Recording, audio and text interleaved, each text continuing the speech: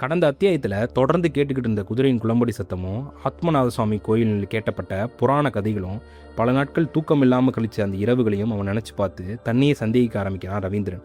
நமக்கு இருக்கிறது மனப்பிரமையா இல்லை மர்மமான ஏதோ உள்ளுணர்வான். இறுதியில் எனக்கு ஏற்பட்ட எல்லா உணர்வுகளையும் வீட்டில் இருக்கவங்களோட ஷேர் பண்ணுறான். இறுதியில் அவனுடைய அப்பா, நாளைக்கு எதுக்கு நம்ம டாக்டர்கிட்ட போயிட்டு வந்துடலாம், அப்போ தான் உனக்கு ஒரு மன நிம்மதி கிடைக்கும்னு அவர் சொல்கிறார். அந்த முடிவோட அந்த அத்தியாயம் முடியுது. அதுக்கப்புறம் என்ன நடந்தது, ஏன் அவனுக்கு இந்த உள்ளுணர்வு தோணுது, இது ஒருவேளை மனப்பிரமையா இல்லை மர்மமான நிகழ்வான்றதை இந்த அத்தியாயத்தில் தெரிஞ்சுக்க போகிறோம். நீங்கள் பார்த்துட்டு இருக்கிறது காலத்தை கண்டவன் அத்தியாயம் 6, பரிசோதனை நாள். வாங்க நம்ம வீடியோக்குள்ளே போகலாம்.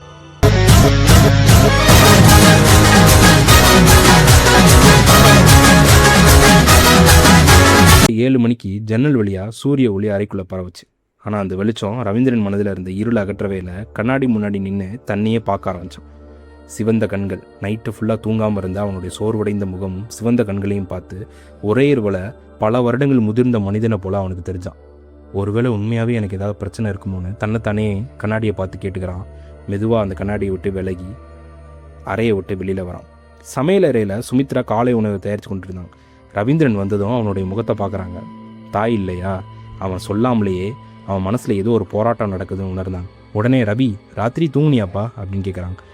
அவன் கொஞ்ச நேரம் அமைதியாக இருந்துட்டு, கொஞ்சமாக தூங்குனேம்மா அப்படின்னு சொல்கிறான். சுமித்ரா அவனை பார்த்து கொண்டே இருக்காங்க. அவன் முகத்தில் நம்பிக்கையே இல்லை. சாப்பிடுப்பா, அப்புறம் கிளம்பலாம். ரவீந்திரன் அமைதியாக அமர்றான். மூவரும் சாப்பிட்றாங்க. ஆனால் வீட்டில் கரண்டி சத்தத்தை தவிர வேறு எந்த சத்தமும் இல்லை. அவ்வளோ அமைதி இருந்தது. மக்களை சில நேரங்களில் அமைதி கூட 1000 வார்த்தைகளை விட அதிகமாக பேசும். அந்த வீட்லேயும் அப்படிப்பட்ட அமைதி தான் இருந்தது. சிறிது நேரத்தில் ரவீந்திரன் ராமமூர்த்தியும் மருத்துவமனைக்கு புறப்பட்டாங்க. ஏன் வழி முழுவதும் யாருமே பேசலை. ரவீந்திரன் மட்டும் பேருந்தின் ஜன்னல் வழியாக வெளியே பார்த்துக்கிட்டே வந்தான். டாக்டர் எனக்கு ஒன்றும் இல்லைன்னு சொல்லிடணும், அதுதான் போதும், அது மட்டுமே எனக்கு போதும்னு தனக்குள்ளே வேண்டிக்கிட்டே வந்தான். மருத்துவமனை அடைஞ்சாங்க. வழக்கம் போல் மக்கள் கூட்டம். ஒரு தாய் காய்ச்சலால் சோர்ந்த குழந்தையை தூக்கி கொண்டு நின்னாங்க. ஒரு முதியவர் மருத்துவ சீட்டு இறுக்கமாக பிடிச்சிக்கிட்டு இருந்தார். ஒவ்வொருவருக்கும் ஒவ்வொரு கவலை. ரவீந்திரன் வெயிட்டிங் ஹாலில் அமர்ந்துதான். அவன் எதிர ஒரு இளைஞன். அவன் தனக்குத்தானே பேசிக்கிட்டு தனக்குத்தானே சிரிச்சுக்கிட்டான். சில நேரங்களில் யாரும் இல்லாமல் பேசி கொண்டிருக்கிறான். ரவீந்திரன் அவனை பார்க்குறான். அவன் முகத்தில் பயம் அதிகரிக்குது. அப்பா அப்படின்னு சொல்லி அப்பாவை அழைக்கிறான். ராமமூர்த்தி, என்னப்பா அப்படின்னு கேட்குறாரு. ஒருவேளை எனக்கு இப்படி தான் ஆகுமோ அப்படின்னு கேட்குறான். ராமமூர்த்தியை உடனே அவன் கையை பிடிக்கிறார். தேவையில்லாமல் எதையும் கற்பனை பண்ணாங்க, டாக்டர் பார்த்துட்டு சொல்லட்டும், அது வரைக்கும் தைரியமாக இரு அப்படின்னு சொல்கிறார். ரவீந்திரன் தலையசிக்கிறான். ஆனால் அவன் கண்கள் இன்னும் அந்த இளைஞனையே பார்த்துக்கிட்டு இருந்துச்சு. மனதில் பயம் வந்துட்டா நம்ம சுற்றி இருக்கிற ஒவ்வொரு காட்சியும் நம்மை பற்றி பேசுவது போல தான் தோன்றும் இல்லையா மக்களே? ரவீந்திரனுக்கும் அப்படி தான் தோணுச்சு. அந்த நேரத்தில் ரவீந்திரன் அப்படின்னு சொல்லி செவிலியர் அழைக்கிறாங்க. ரவீந்திரன் மெதுவாக எழுந்து ராமமூர்த்தியை பார்க்குறான். ராமமூர்த்தி தைரியம் சொல்லும் விதமாக அவன் தோளில் கை வைக்கிறார். போப்பா, எல்லாம் நல்லபடியாக தான் இருக்கும், போ அப்படின்னு சொல்கிறார். ரவீந்திரன் மெதுவாக மருத்துவரின் அறைக்குள்ளே நடக்கிறான்.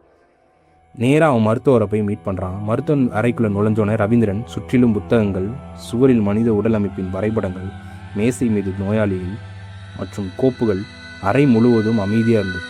ஆனால் அவனுடைய மனதில் மட்டும் 1000 கேள்விகள் ஓடிட்டு இருந்துச்சு. வராங்க ரவீந்திரன், உட்காருங்க அப்படின்னு சொல்கிறாரு டாக்டர். ரவீந்திரன் மெதுவாக அமர்றான். ராமமூர்த்தி அருகில் அமர்றாரு. உங்களை எதுக்காக கூப்பிட்டு வந்திருக்காங்க? ரவீந்திரன் சில வினாடிகள் அமைதியாக இருந்துட்டு, சார் நான் சொல்கிறத கேட்டு என்னை தப்பாக நினைக்காதீங்க. மருத்துவர் மெதுவாக சிரிக்கிறார். அதுக்கு தான் நான் இருக்கேன், தயக்கம் இல்லாமல் சொல்லுங்கள். சில நாட்களில் இரவு நேரத்தில் குதிரை ஓடுற சத்தம் கேட்குது சார்.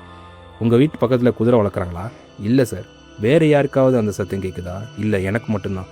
மருத்துவர் குறிப்பிடுகிறார். அந்த சத்தம் எப்போ கேட்கும்? பெரும்பாலும் இரவு தான் சார், தனியாக இருக்கும்போது. வேலை அழுத்தம் இருக்கா? கொஞ்சம் இருக்குது. ஆனால் அதுக்காக இப்படிலாம் நடக்குமா சார்? மருத்துவர் ராமமூர்த்தியை பார்க்குறார். டாக்டர் 2 நாளாக தூக்கமே இல்லை, அதனால் பயமாக இருக்குது. மருத்துவர் எந்த முடிவுக்கும் அவசரப்படலை. ஒவ்வொரு பதிலையும் அமைதியாக கேட்டார். பிறகு சில அடிப்படை பரிசோதனைகள் செஞ்சார். ரத்த அழுத்தம் பரிசோதிக்கப்பட்டுச்சு, கண் பார்வை சோதிக்கப்பட்டுச்சு, காது கேட்கும் திறன் பரிசோதிக்கப்பட்டுச்சு, ரத்த மாதிரி எடுக்கப்பட்டுச்சு. ஒவ்வொரு பரிசோதனை முடியும் முறை ரவீந்திரன் இதய துடிப்பு மட்டும் குறையவே இல்லை.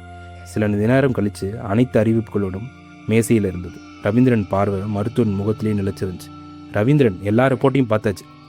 சில நொடிகள் அமைதியாக இருந்துட்டு, உங்கள் பிளட் ப்ரெஷர் நார்மலாக இருக்குது, ஹியரிங் நார்மலாக இருக்குது, ஹை டெஸ்ட் நார்மலாக இருக்குது, பிளட் ரிப்போர்ட்லையும் எந்த பிரச்சனையும் இல்லை. ரவீந்திரன் அமைதியாக பார்த்துக்கிட்டு இருக்கான். எனக்கு தெரிஞ்ச வரைக்கும் உங்களுக்கு எந்த உடல்நல பிரச்சனையும் இல்லை. ராமமூர்த்தி நிம்மதி மூச்சுக்கிறாரு. நன்றி டாக்டர். சில நாட்கள் நல்லா தூங்குங்க, வேலை ஸ்ட்ரெஸ் குறைஞ்சிக்கோங்க, தேவைப்பட்டால் மீண்டும் வாங்க.